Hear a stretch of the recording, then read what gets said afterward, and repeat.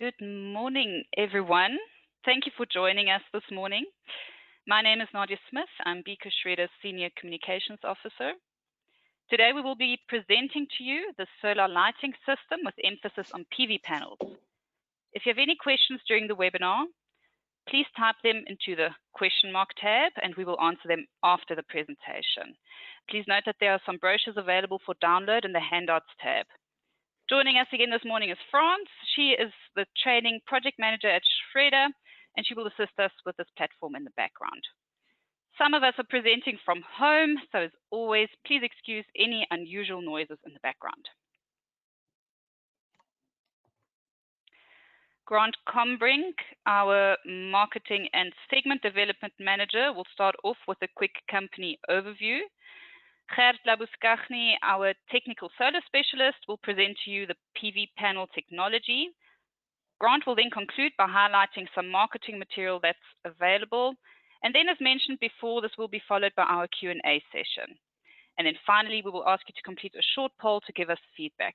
I'm now handing over to Grant. Thank you, Nadia, and a warm welcome to everybody. It's always good to remind ourselves of where we come from, so it's, like we always say, it paves our way for the future. So just a quick overview of who we are for some of the new attendees that haven't joined us previously. We pride ourselves in being a market leader in Africa with regards to manufacture of luminaires and glass fiber poles. Our origins are firmly rooted in Africa in the late 70s in Namibia and moving to South Africa in the early 80s. We really pride ourselves with a history of 40+ years, and it really gives our customers and the industry peace of mind when dealing with BEKA Schréder. We really contribute to the community and not only the whole manufacturing industry with our triple BEE level 3 and our local employment, which is very important to not only the South African industry, but Africa abroad. We are part of the Schréder Group, a global Belgian company, multinational, global presence, really across all 5 continents with 35 operational sites. It really allows us to embrace the latest technologies and really opens up our global reach with lighting control technologies and the latest technologies around.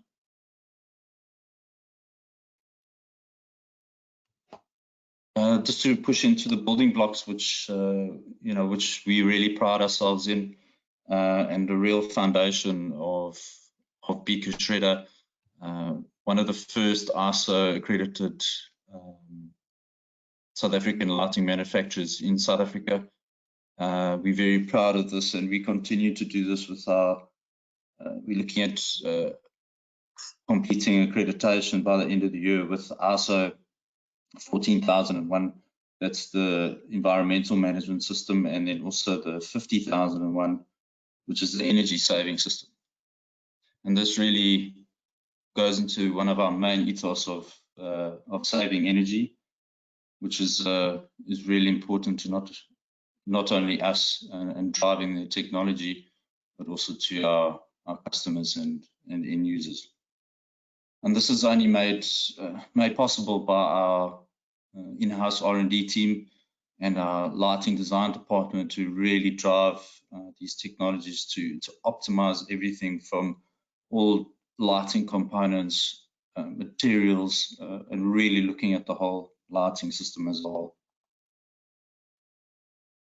Speaking about lighting solutions, we really cross-application. We really provide solutions for all the applications, all the segments, all the sub-segments.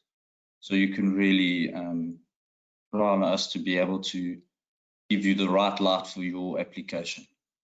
And today we're going to focus again on the road segment with regards to solar. And I think what's important with that is we just really understanding where the technology is pushing through, and with solar really about sustainability, and that really drives our tagline, what you're looking at now. You know, with Lightability, we're creating meaningful moments. We're looking at safety, well-being, and the sustainability in public spaces, and that's our real focus today, is to look at the sustainability. Another important part of that sustainability is the value proposition that we offer with regards to sustainable renewable light in public spaces.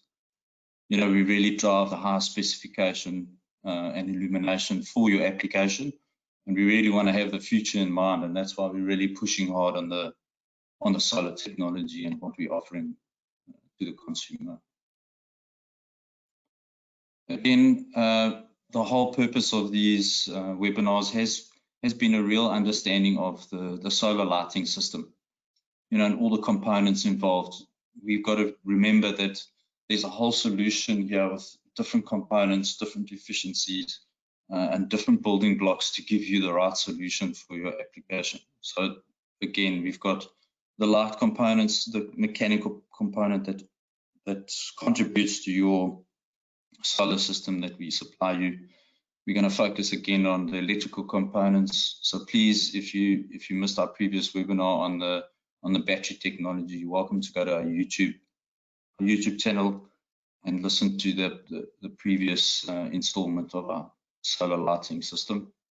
The connectivity is also part of our solution, and we really want to make sure that, you know, we're getting the message across that when you are specifying, when you are looking at a supplier with regards to solar, that you're understanding all these building blocks and components with regards to solar. I'd like to hand over to Gert, who can give us some insights into the PV. Thank you very much, Grant. Hello, everyone. As Grant mentioned, solar system is made up of all your different components. So I just want to go quickly through the basics of how the system will work. So you've got the sun irradiating energy onto the solar panel cells, which then gets transferred into electrical energy that is fed to your charge controller, that then uses this energy to charge up your battery bank, be it whatever technology you prefer to use. And then at night, when the sun goes down, the irradiation, of course, stops. And then the energy is transferred from the battery through your charge controller into your lighting system, which comprises of your driver and your LED systems, which provides the light where you require it. Thanks, Grant. So, as we mentioned, we're going to dive a bit deeper into the solar panel side of things. So let's look at what are solar PV panels. Now, solar PV panels is a collection of solar cells, which are used to generate electricity through photovoltaic effect. This energy is in the form of radiation. The photons of the light excites the electron cells of the solar panel to produce electricity, and solar panels are made up of crystalline silicon cells. So if one would pull a solar panel apart, here on the right hand side you can see all the major components. You usually have an aluminium frame, which is usually used to keep everything together and also to make it easy for you to mount your panel onto any structure that you required. Then you've got a tempered glass top over your system, and of course then the heart of your system, which is the solar cells, which is encapsulated between two EVA materials to keep it nice and clean, so you don't get impurities and things directly onto your cells. As you can see on this picture here, your solar panel is of course made up of multiple amounts of solar cells, which is interconnected with small little bus bar wires that run over each of them, interconnecting them so that you can then accumulate power as it goes through the system. Now, when it comes to bus bars, there is multiple technologies and ways of doing this. One can get from 3 bus bars all the way up to to 5. These are the major applications that we get. We do have applications in some manufacturers where they even use up to 12 bus bars at the moment. And also, just for interest sake, there are some manufacturers that have actually omitted the bus bars over the solar cells and are actually overlapping the cells so that the cells themselves actually transfers the electrical energy to each other by themselves. And then, of course, at the ends, you just need the bus bar interconnecting wires that then multiplies it as it goes along the string, and then into the junction box where the power is then transferred into your system side. Most panels usually have a backsheet, which can be either 90% of them is of white color to improve reflection and absorbance of energy. And then your junction box at the back, as I mentioned, is where all your energy gets accumulated and then transferred through the wires into your charge controller system side.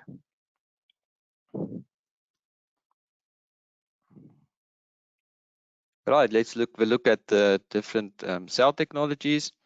Now, at the moment in the market, we have 3 major technologies here.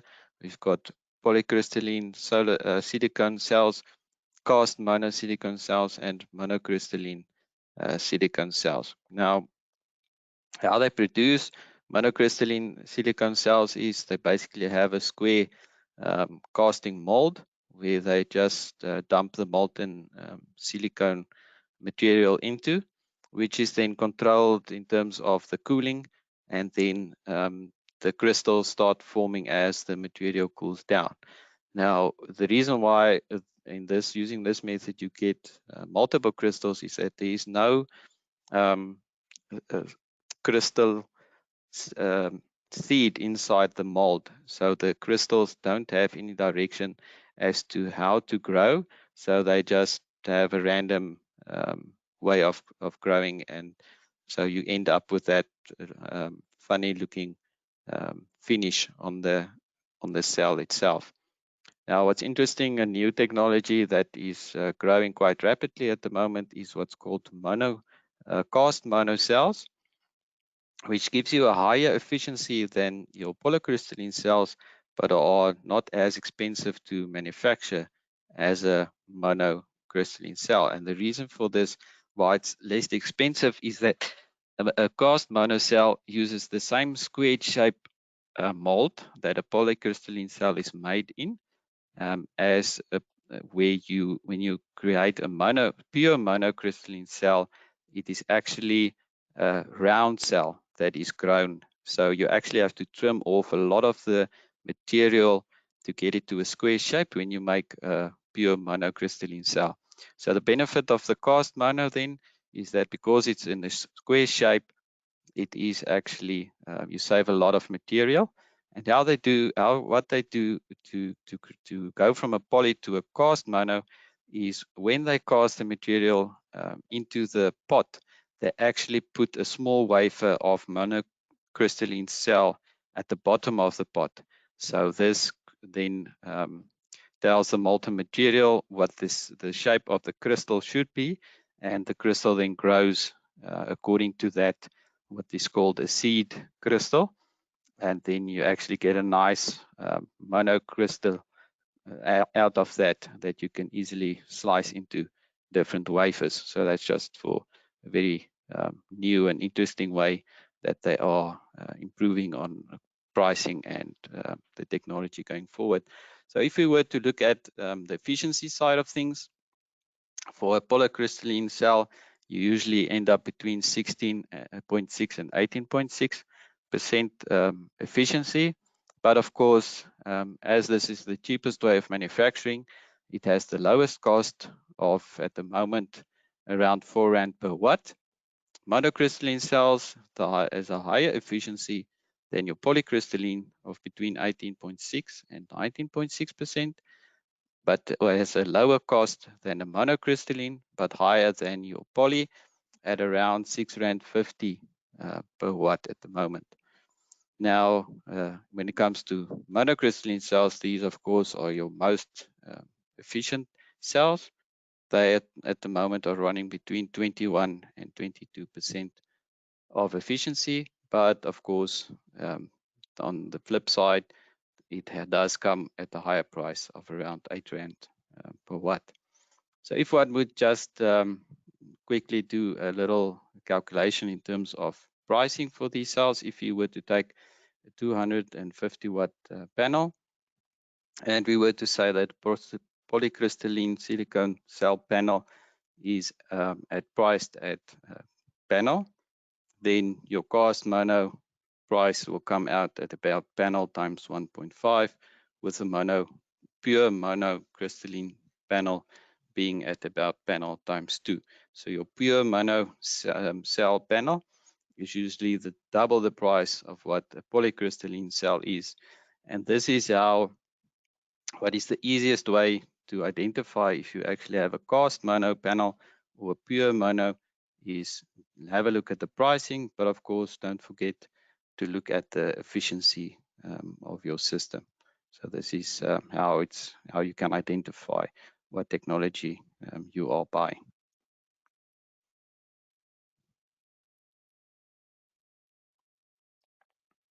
Right, if we look a bit deeper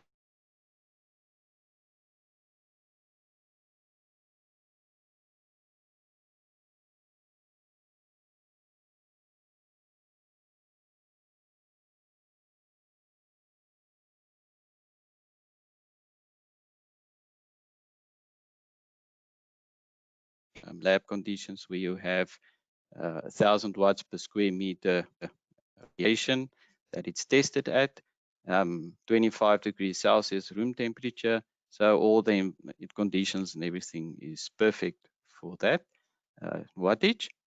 Then these panels are usually rated on a power tolerance of 0 to +5 watts. So if you buy a 260 watt panel, for example, you always know that the maximum power of this panel is 260. So they're always rated to a positive tolerance, and this is governed by law. They cannot give you a lower wattage than is specified on the panel. Then they'll also give you the efficiency of the panels. As you can see, these efficiencies on this diagram are in the 18 to 19 percentile group. So this is a typical polycrystalline panel efficiencies that you'll see. Then you've got your open circuit voltage, your maximum power voltage, and the maximum power voltage is what you'll use to actually get to your maximum power of the panel itself. Then you've got your short circuit current and your maximum power current of output current of the panel. And if you were to take your maximum power and your maximum current, you can actually calculate what the maximum power of a panel like this would be. So this is just good information to have, and especially when you look at your system design, to consider the maximum power voltage and maximum current from the panel so that you do not underrate your charge controller.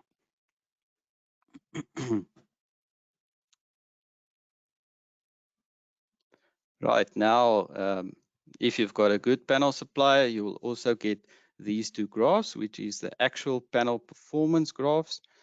On the left-hand side, you'll see on the vertical scale the current, the horizontal is usually the voltage. And on this graph, you will see that they have given you the output wattage of the system at different irradiation values, going from 1,000 watts per square meter all the way down to 200 watts per square meter. And this is the radiation that you would get from the sun. As you can also see, it's noted there that the cell temperature at these measurements has always been at 25 degrees Celsius. So here you can clearly see that on the red line, where you have 1,000 watts per square meter, you have at a maximum point there of 272 watts for that specific panel that they use to create the graph. So this will typically be a panel that is put into the 270 watt category. And as you can see, as the radiation decreases, the panel maximum wattage decreases significantly. Now, the little blue, light blue block that I've made there is typically the irradiation that we will get here in the southern part of Africa. So it's anything between about 850 watts per square meter, typically in the summer months, all the way down to 600 watts per square meter, which you'll get in your lower lying or lower radiation areas, and also typically in winter time you go down to about this level. So on the maximum values there, you see just purely by the radiation from the sunlight, your panel maximum performance actually decreases significantly. I would say in anything from 230 watts down all the way to about 265, depending on the radiation. Now, if we were to look at the graph on our right-hand side, which is also current on the vertical with voltage on the bottom scale, this graph actually shows you what happens when the solar panel is subjected to different environmental temperatures with keeping the radiation level optimal. And here you can see that as the temperature increases, the power output of the panel also decreases. With the lowest value there, as you can see, at 70 degrees Celsius, this specific solar panel, which we have said was a 270 watt rated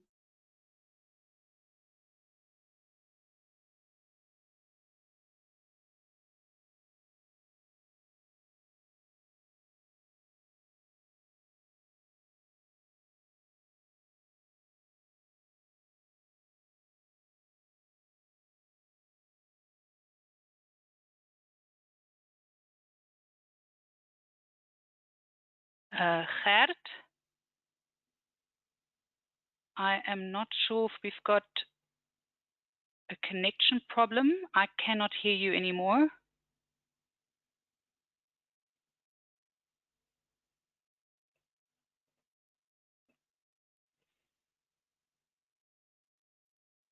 I think let's just wait. Oh, there we go. Gert is coming back now. Gert, I think sorry. Yeah, we lost you, but there, I think just repeat your probably the last minute or so, if you don't mind. Thank you. Well, last minute, time flies. So yeah, I just wanted to summarize and say, as you can see, due to the temperature environments, the wattage actually can decrease up to 43.1 watts. So this is quite normal for panels that are in the South African environments. Places like the Northern Cape, we have actually measured temperatures of up to 70 degrees Celsius on a panel. So this is just to show you how the environment actually does affect the output of your panel. And these factors, of course, one needs to take into account. Thanks, Grant. So how to size your PV panel for your solar lighting system. Remember, different size of solar PV panels will produce different amounts of power. Now, factors that you need to consider when you do decide on what panel to use are things like the site location. In other words, what's the geographical location of the installation, be it the northern part of the country, the southern part, east or west, and then your climate. Is it the area that is more prone to clouds or rain? And then very important is your environmental temperatures. Now, please, if you have a look at the data sheet of the system supplier, always ask them if they have considered these three factors when they have calculated the solar panel sizing. So your calculation results is the minimum wattage needed for the system output to perform and the battery life to be charged to its optimal. If your panel is underrated, in other words, if the wattage is too low to support your load, this will result in your batteries not charging to full capacity and not functioning correctly during bad climatic conditions, in other words, cloudy or rainy days. Right, let's dive into some solar panel calculation side of things. Now, from experimental data that we've done at our test site, we have found that in the Gauteng area, a panel produces a maximum wattage of about plus minus 66% of its rated maximum value on a clear sunny day in the winter months. Now, in other words, that if you were to use a 260 watt panel, that will mean it will peak for that day at 260 times 0.66, which gives you a peak of 172 watts on a clear sunny day. And this will be the peak charging rate at bulk charge of your charge controller. Right, so we're just going to run through a simplified solar panel calculation. I just want to recap on the battery sizing. As always, one needs to determine what do you want to charge from your panel. So it's always important to know what your battery side is doing. So just from our previous webinar, the battery sizing you get from the data sheet. Let's say you've got a 12 volt battery. And it's rated at 200 ampere hours. Technology is LED. By Ohm's law, you can say 12 volts times 200 ampere hours. This gives you a maximum capacity of that battery of 2,400 watt hours. So what is the usable capacity of this battery bank is, of course, remember the depth of discharge for LED being 50% or 0.5. We multiply that in there, we get a maximum capacity of 1,200 watt hours. Then we must remember to always take into consideration how many days of autonomy you're looking at. In this case, let's look at 2 days. So of course, we need to divide that 1,200 by the 2 days. So in actual fact, we can consume 600 watt hours of battery power to not damage this battery system.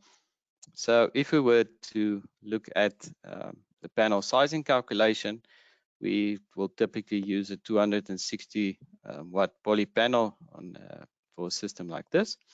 So as we mentioned, the peak intensity of the panel for a clear day in a typical winter environment, we say 260 watts times the 66%, which gives you 172 watts of maximum charge capacity from the solar panel.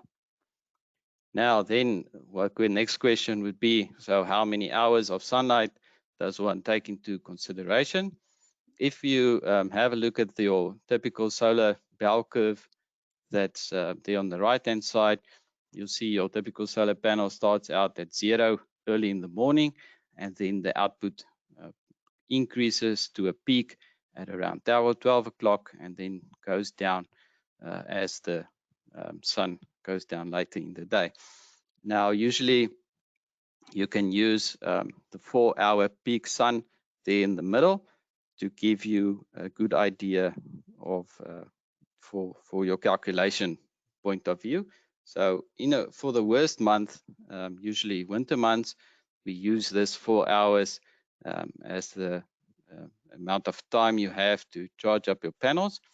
So we take the 172 watts times the 4 hours of sun radiation. This gives us 688 watt hours of power that you can put into the battery. And as you can see there, this is higher than the consumed 600 watt hours that you've consumed for the day. So let's have a look at typically if you were to have an underrated panel, let's say you are using 130 watt poly panel, you will see that if you go to the peak intensity calculation for a clear day. This panel at 130 watts with 66% output only gives you 86 watts of maximum charge capacity. So let's work in the same amount of our sun hours that we are using. So typically for the 4 hours, you will only get 344 watt hours of power from a panel like this. And as you can see, this is significantly lower than the 600 watt hours of consumed power that you have. So typically this 130 watt power will not be able to charge that in the 4 hours allocated. Thanks, Grant. Okay, just to summarize, based on the above calculations, we can confirm the following items. The 260 watt panel can recharge the consumed power of 600 watt hours with only 4 hours of peak sun on a clear skied winter's day at the correct inclination angle. You can also see that the 130 watt panel is not capable to recharge the same amount of power into the system within the same time period in the same environmental conditions. And also using only the 4 hours of peak sunlight is important as one needs to consider the losses due to rain, clouds, and even minor dust accumulation onto the panel, which does occur from time to time. As you can imagine, in the winter months, especially here on the Highveld side, we do not get a lot of rain, so dust accumulation is also a factor. And these factors, of course, reduces the recharge capability of the panel, resulting in more hours of sun exposure needed to sufficiently recharge the consumed power of the panel.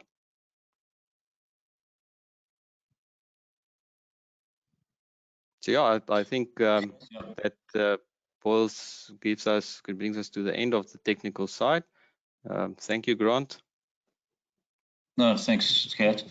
I think just to give a general overview, there's a lot of calculation that goes back into the system design, as you've seen, and that's a service that we offer.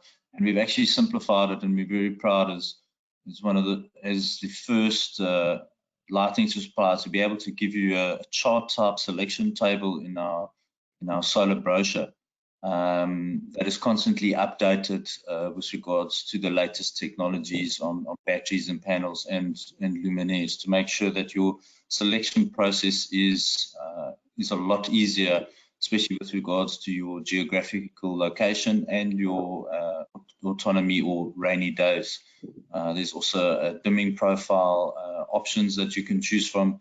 So this selection table really makes your life a lot easier when specifying a product, and this is available for download. Okay.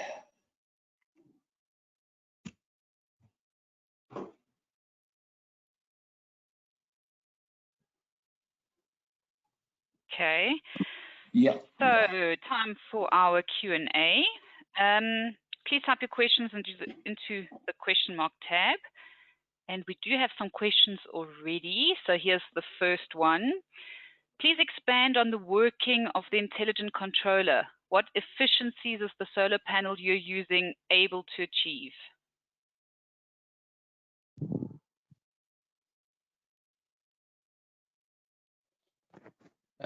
Okay, we are currently the charge system that we are using.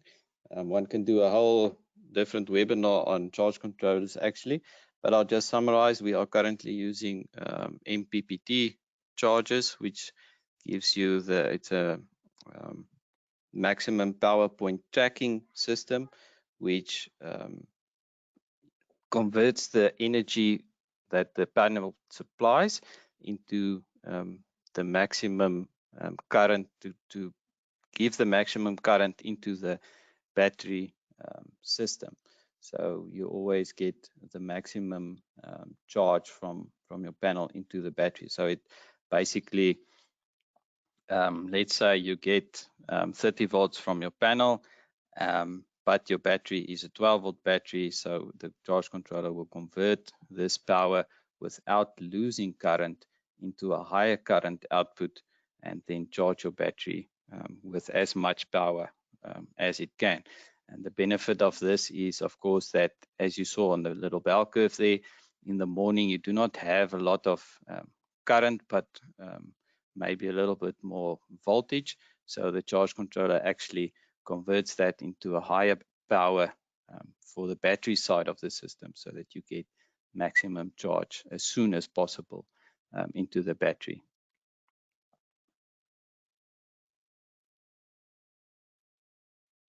Okay, thanks, Gert. Then the next one, compared to a normal lighting application, what is the life expectancy of a solar light application due to the battery life?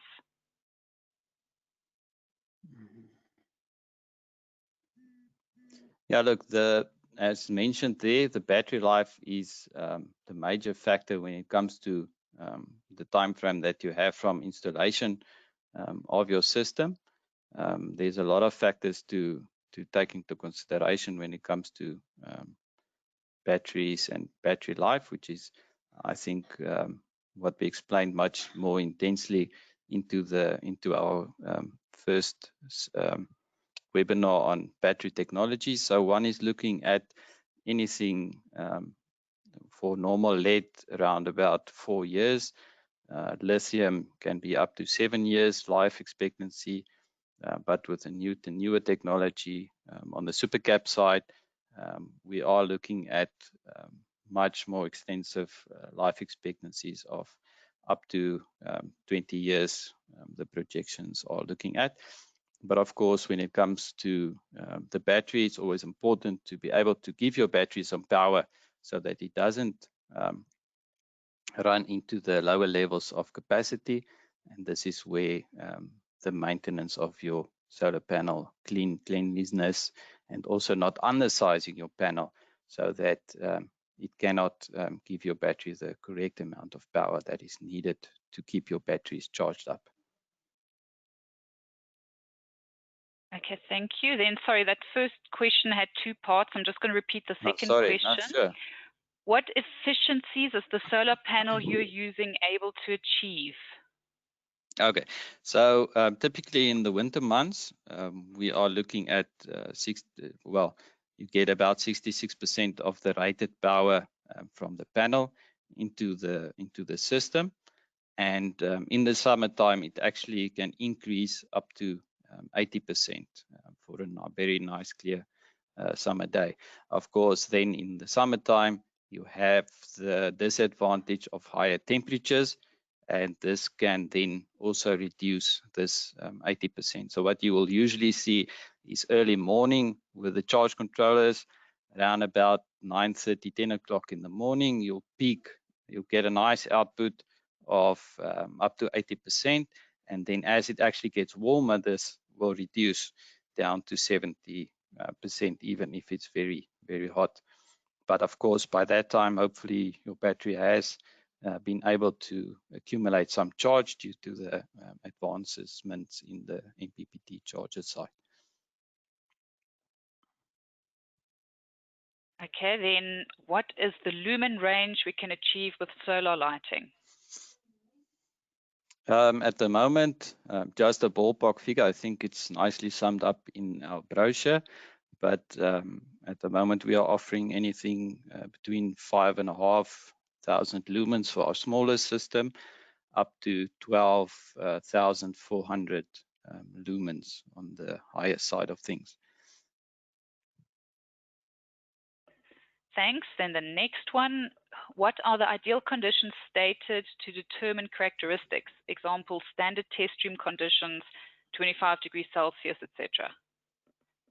Yes, yeah. So your ideal conditions when they do the your table for the solar panel information, this is usually at 25 degrees Celsius environmental conditions, and also at 1,000 watt watts per square meter of radiation power.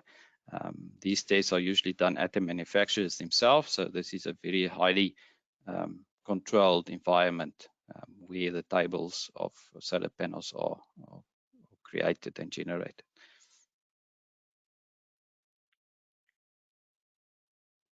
Thank you. Then how do you measure the panel temperature for your calculations? Okay, temperature on panels is quite a tricky thing to measure. Of course, the best always, for me personally, is to look at historical field applications. So as we have quite a few sites all around at the moment, we can actually have a look at the, you can put a temperature meter onto the panel itself. With data logging, we can actually look at that, but one can always just have a look at the outputs from the panel and compare that with the manufacturer's graph, where one can actually then see what the temperature of the cell level actually is due to the output from the panel. So I think that's the most easier side, is to actually just look at what your panel is giving you for, let's say, the warmest month in the warmest area where you've got the application, and then to go back to the data sheet graphs and then have a look, because these temperatures are actually at cell level. It's not that easy to get a very accurate cell temperature, so one actually has to go back to the graphs to get the cell level temperature typically. Thank you, Gert. And the next question: with a high level of public streetlight vandalism and cable theft, can the solar technology be marketed as a way to curb the above?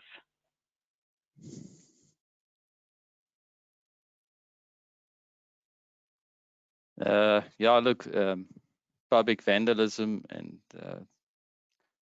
cable theft is a major problem. But yes, putting up solar, always then one can get rid of the cable theft side of things, and also give public lighting where it's needed the most. So in my opinion, I think solar is a very nice technology to roll out, especially in areas where cables are not available, or the cost of rolling out articulation is quite high. Okay, then where are the panels and batteries manufactured? Well, most 90% of panels globally are manufactured either in China or Thailand, but we do have I think 1 or 2 local manufacturers, the one being based in Durban, and the other manufacturers are based in Port Elizabeth. The guys in South Africa are not so much focused on the street lighting side. They prefer to manufacture panels for the solar farming and residential and commercial environments. So the panels that they mostly focus on are anything over 400 watts of power. Batteries, most batteries are, there are local manufacturers. We talk about guys like Deltec, First National Batteries locally, which do the lead side. We do have manufacturers locally that are doing battery, lithium battery pack, but of course these cells are imported, so we don't have a local cell manufacturer. And then when it comes to the most latest supercapacitor technology, these are also imported from abroad, as this is a technology that's about 2 years in the market, not in terms of technology wise. They've been around for quite a significant time, but we're only seeing them entering the markets in the last 2 years. So these guys are importing the bulk of their materials.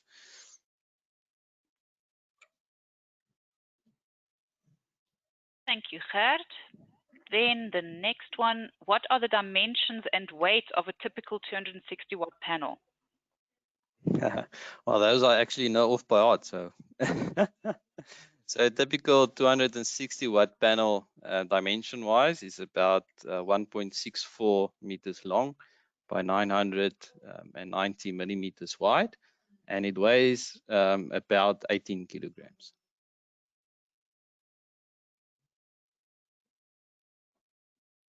Okay. Of the total cost of the streetlight, what percentage is the solar panel typically? Let me do a quick calculation for you here. Right, we are looking at about 10% of the system pricing. So the panel is actually, because prices have come down quite significantly, yeah, it's about 10% of the pricing of your system.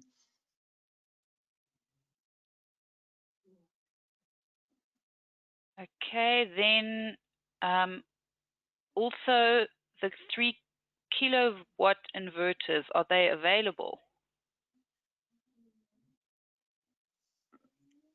Look, we don't do inverters on our system. We run a DC system, so I wouldn't know regarding inverters. Yeah, I think that would be more for a home application or solar farming, but specifically for streetlights, we run full DC, so there's no inverters here.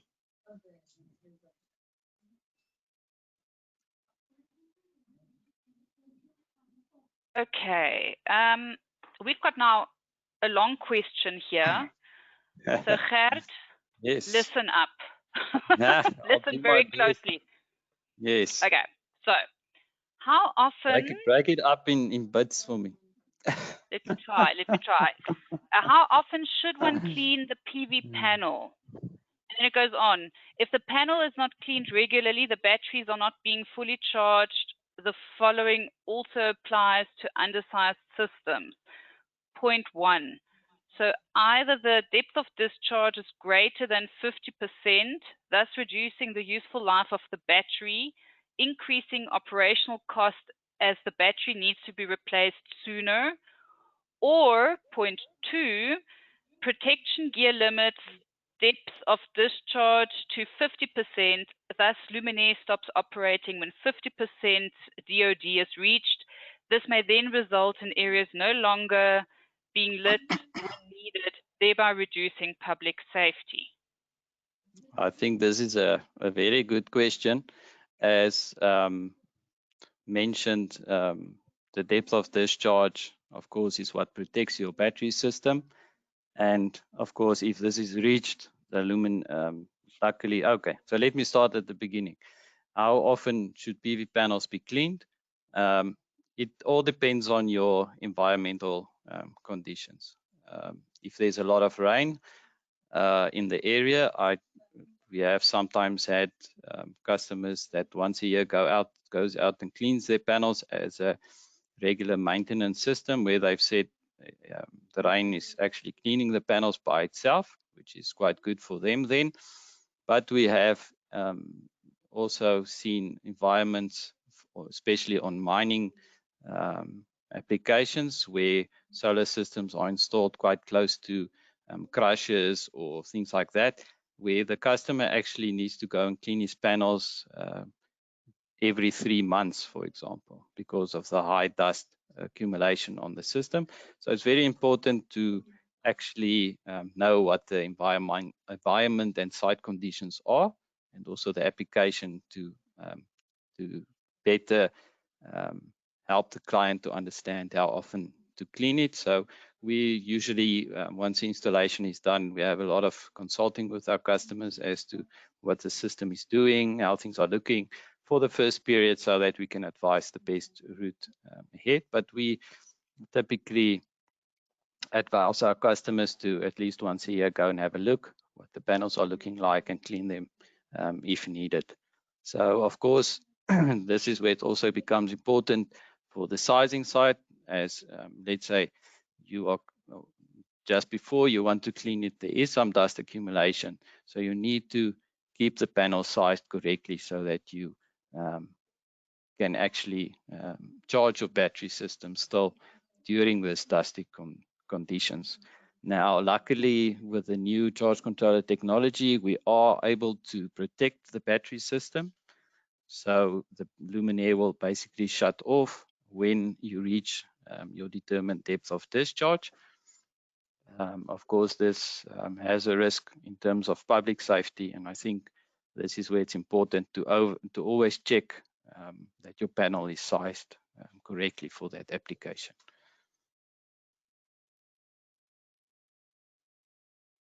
Thank you, Gert. Then, Grant, I think this one is for you. What is the retail price of the fitting?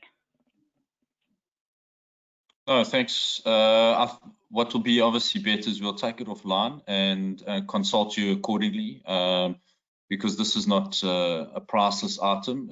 We will have to consult you depending on your application. As you can see in the brochure, there's a few factors to take into account, but we have your contact details attached to that question, so we'll definitely be able to contact you with some pricing and be a salesperson to consult you accordingly. Okay, then the next question. Which PV panel type is more ideal if considered for public lighting, particularly in urban, dense forest, park areas where obstacles may create shadows? How important is shadowing in calculations? How important is it to maintain site conditions, pruning of trees, and even city-urban development near PV lighting systems? Example, new multi-story building construction. Yes, I think except for dust accumulation, shadows is the most harsh condition for your system. As we do not use multiple panel systems, it's very important to take shading into consideration. So it's always important to have a look at your site so that your panel is clear from any trees and things like that, so that you can have optimum conditions for your solar panel to charge. There is new technology in the market at the moment where they are looking at reducing the effect of shading. Unfortunately, this type of technology is only applied to your bigger panels, anything from 320 watts up. Of course, unfortunately, these panels have a bigger size in terms of width and length, and of course weight. So it increases the load onto our poles. So if we have a specific application or client which knows he's got a situation like this, I think it's good to have a look at these sort of technologies, but one must remember the pricing in terms of your poles and things like that will severely be affected. Otherwise, if one is able to do some regular pruning and things to keep the sun to a maximum onto the solar panel, that's of course the best route to go. Okay, then next one, does the luminaire have special drivers since only DC currents are passing through? Yes, we use DC drivers on our luminaires for our solar systems. This, of course, also has the benefit of not having the losses. If one were to introduce an inverter, of course, there is some losses on that side. So you can actually have a more efficient system by using a DC luminaire.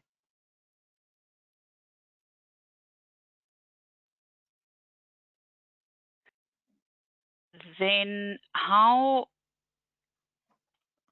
sorry, something jumped here. How long is the warranty for the system?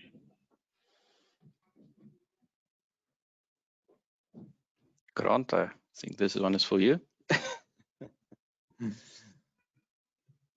The general system warranty is in place as per the brochure, so anything around 5 years.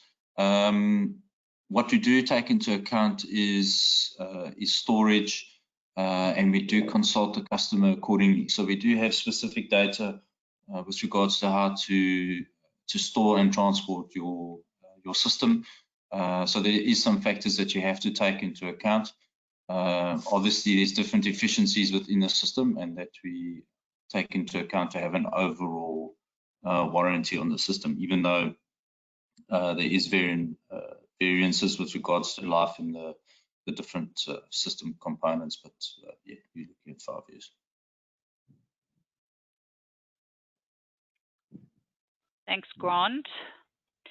What is the effective lifetime of used lithium batteries?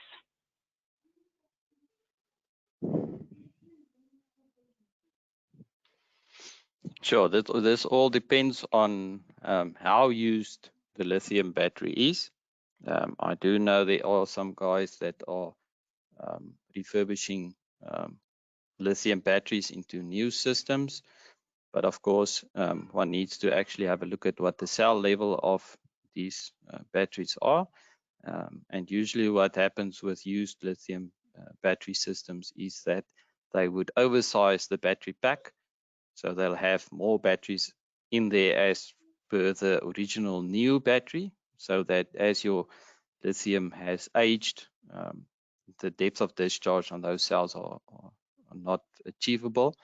So they just limit the depth of discharge on that lithium pack. So that's kind of what the guys do. I'm not too sure what they are giving in terms of usable life, as we only use new, fresh cells in our lithium packs.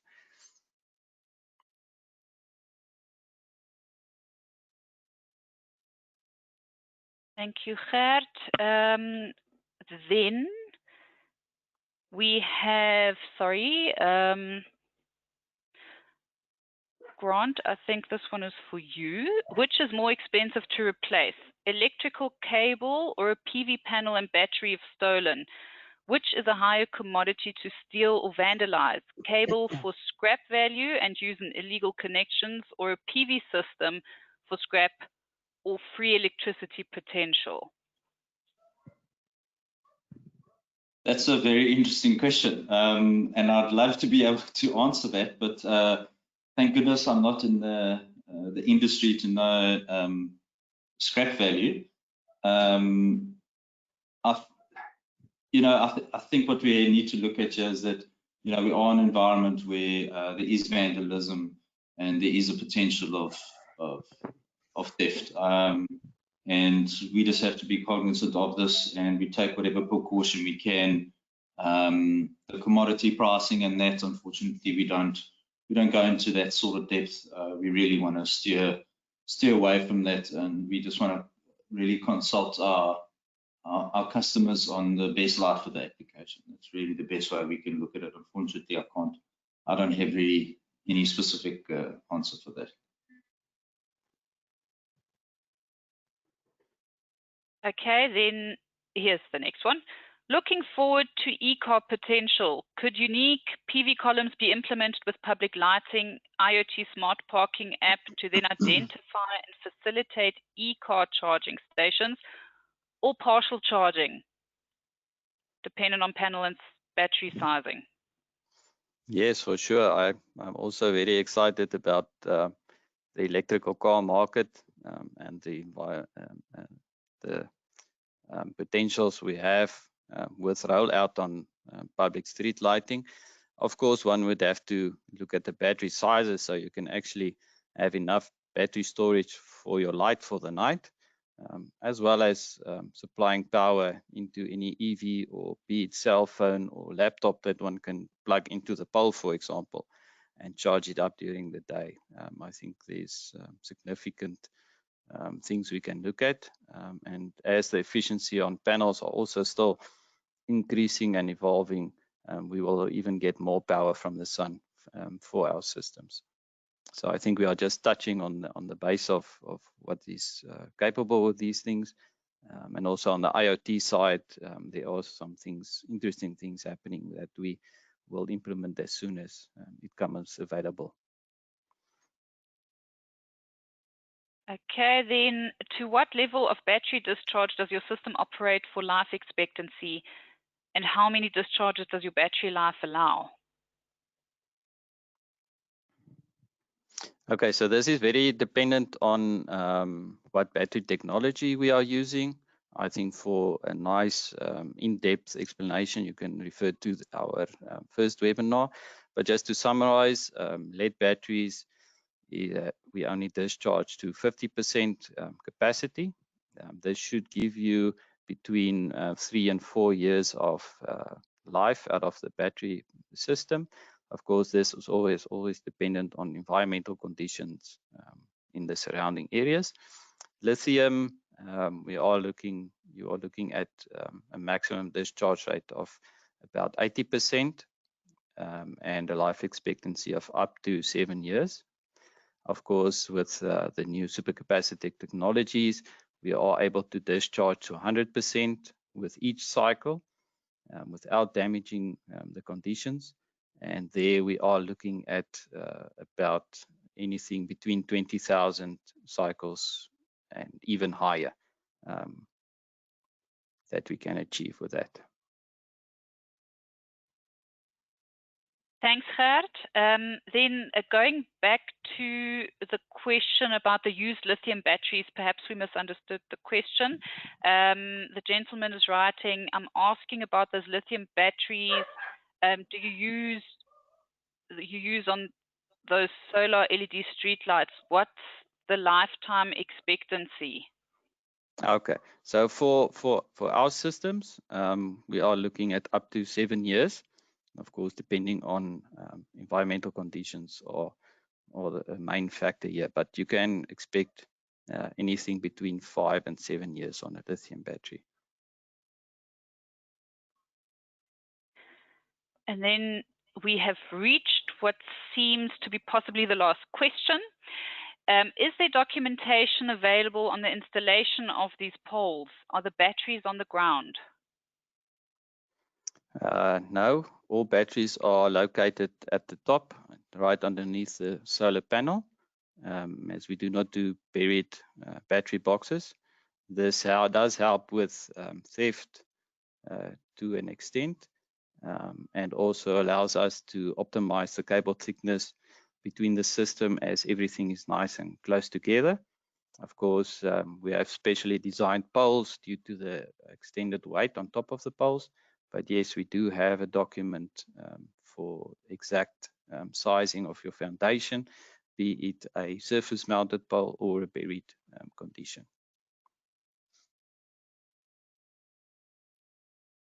Thank you. Okay, I think we've reached the end of the questions. So then, thank you for joining us. Please email us should you require recording of this webinar, but it will also be available on our YouTube channel by the end of the week. And we do encourage you to visit our website or to get in touch with the relevant branch should you require more information. Please stay online to complete the very short poll. There are just 3 questions, and we do appreciate your input. You will have